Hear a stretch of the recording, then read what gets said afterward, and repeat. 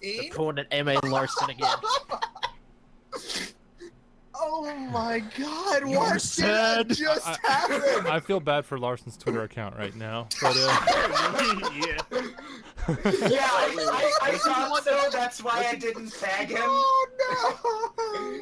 all He right, was the one so to write this episode, though, right? no, he has nothing to do Okay, with this. good. Okay, good. Okay, good. All right, let's do our best to start in just somewhat the- chronological order. I know we're like heading backwards now. It's talking about his wings, but anyway, thank you everyone for stopping by. Welcome to our review of the Molt Down. We just witnessed it live. Well, what'd you guys think on the whole?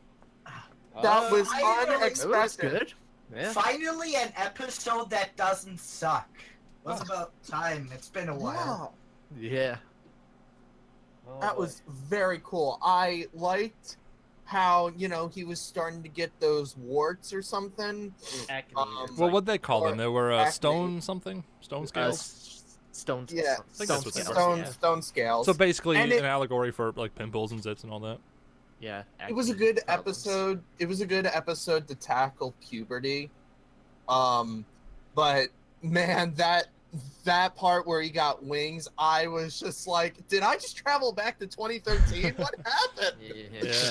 So I'll admit, I actually heard that as a spoiler a long time ago when the episode leaked, but I had no idea how they were going to handle it. Like if it was a temporary thing, like I really thought it was going to be a temporary thing, but it doesn't look like it is. So that's interesting. I really want a brony Yeah. to react to this. This is perfect. Hey, I got my reaction to it.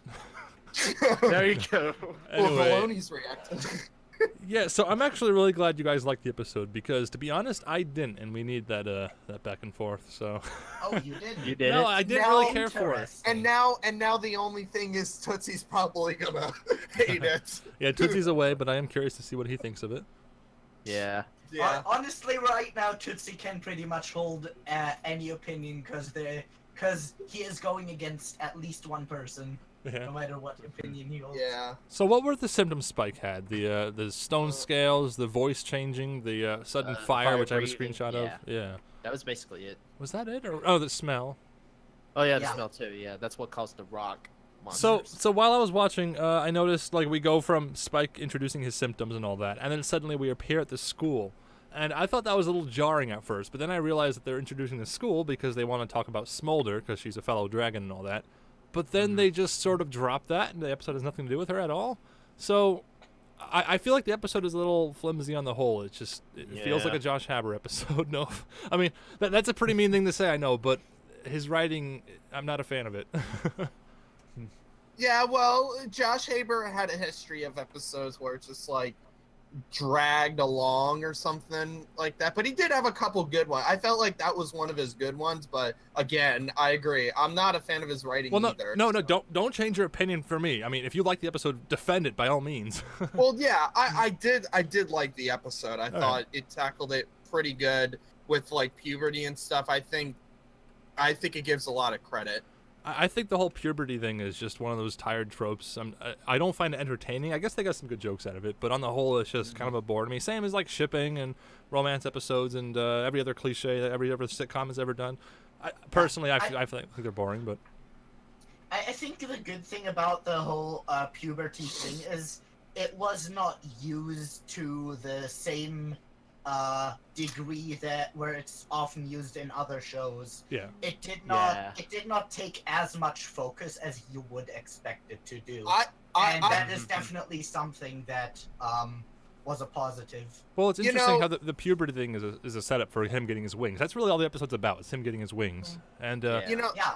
And yeah. something that is really good is the episode actually. I had expectations. I made a guess at what the where it's gonna go, and I was wrong.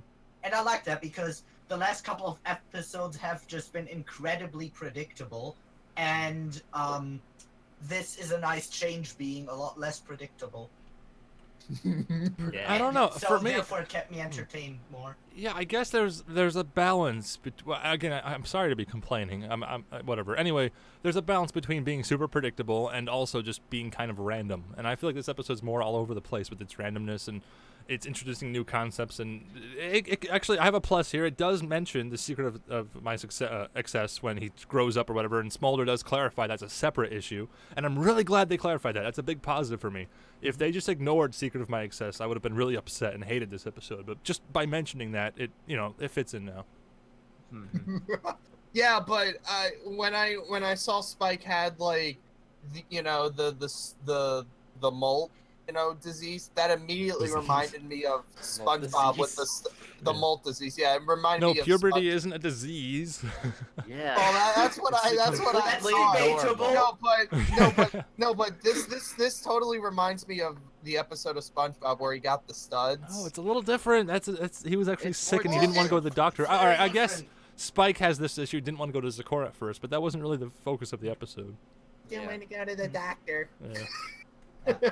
I think something that I also liked was that, with the whole thing, Spike didn't want to go to Zakora, then that whole thing is happening, then he does go there. It seemed like there was more happening in this episode compared to some others. Really? Yeah. I feel like it. I don't know. I can't shake the feeling that it feels random. Like, why did we go to the school? Yeah. Why are we talking to Smolder? It feels like they just threw a bunch of random things in before he got his wings. Like, it's just, okay, here's the episode he gets his wings. Now let's fill in some other stuff just to match 20 minutes. I do understand where you're coming from because and I feel the bad just episode complaining. took quite a bit of turns, but I personally do not think that is necessarily a bad thing because in my opinion, at no point did it go so far with it that you just felt like this just turned into something completely different and just the tone shift and topic shift wasn't extreme enough to be a problem, in my opinion. Yeah, and I should clarify, whenever I complain about a Pony episode like I am now, we're talking about a Pony episode. Pony kind of has a high standard, both for me as a fan, but also objectively as a show. It's better than most cartoons, I'd say. So even though I'm saying this is the tired cliche, puberty episode, random, even all these complaints I have, it's still better than a lot of other stuff. And what are you laughing at, Drummer Shy? Everybody gets wings! Yeah, that's kind of a...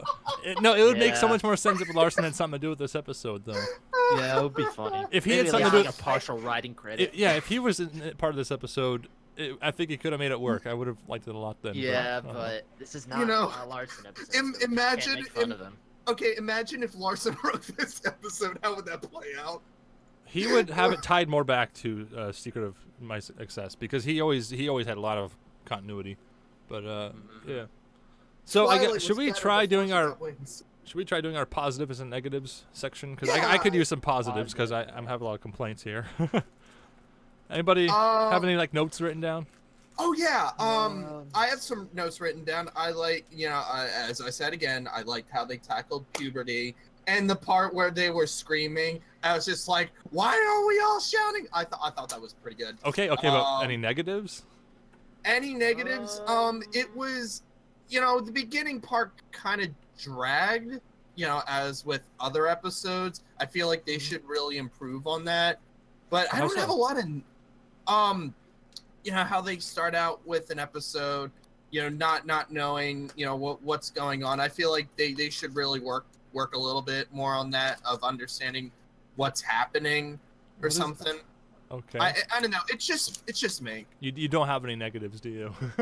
No. See, that's the thing. We gotta balance say, positives and negatives, so you can't have all negatives or all positives. I'm sure. Anybody feel like I that? have something. I have something to say about that. Maybe. As Drummer mentioned, it did seem to drag a bit in the beginning, and to me, it also felt like the pacing was a bit too inconsistent. Because in the first half of it things seemed to be progressing quite a bit slower than in the second half. Well, coming back to what I mentioned, it feels like we just kind of went to random places. Like here, I got a screenshot of Pinkie Pie, who had nothing to do with anything. But I mean, I guess it works with Pinkie Pie because she's Pinkie Pie. But Smolder's whole thing, it felt like they were really going to go somewhere with Smolder, but that was really not much That was there. my negative. I mean, it Yeah, did. It pushed the episode forward. I think she gave him some useful advice, and that was where we got the secret of access drop. But I guess Smolder in this situation was just pretty much the only one of the only decently working plot devices. Yeah. I think that's how say that's how she was used as a plot device. I guess that's what I'm saying too. I just feel like they could have went somewhere more with that. Like maybe if the rest of the episode was him and Smolder, that would have been pretty cool. I'd like to see them like have an episode together. Yeah, that would have been interesting. Here I am complaining the opposite of my usual complaint of not having enough main six. We got Rarity and Twilight, and I'm complaining. Really quick about speaking of Rarity. Apparently, Phoenix feathers cause deafness. That's so weird and random. And at first I was like, okay, this is cool. They're adding some new lore that isn't, existing Phoenix mythology. But then I realized they just did that because she had to be deaf and ignorant of the rock, ROC. Yeah. So there were definitely some things that were quite obviously plot devices. Yeah, I'm really mixed on this episode. My first impression's kind of on the negative side, but again, it's one of those episodes I could come back to and maybe like upon a second viewing. I'm mixed to positive. I think it wasn't one of the really great ones, but it was a good one. It was definitely enjoyable. Okay, that's good. I'm glad you guys liked it because we need that balance. Because I really didn't care for it. Well, we need that balance unless the episode is actually just absolutely excellent or absolutely atrocious. All right, should we jump into individual ratings and reviews now? Yeah, let's go and get it out of the way. Yep. All right, Drummer Shot, you want to start us off? Yes, absolutely. Love the episode. Brought me back to 2013. No. I liked how they tackled puberty and, and Zecora and Rarity was in it. Awesome.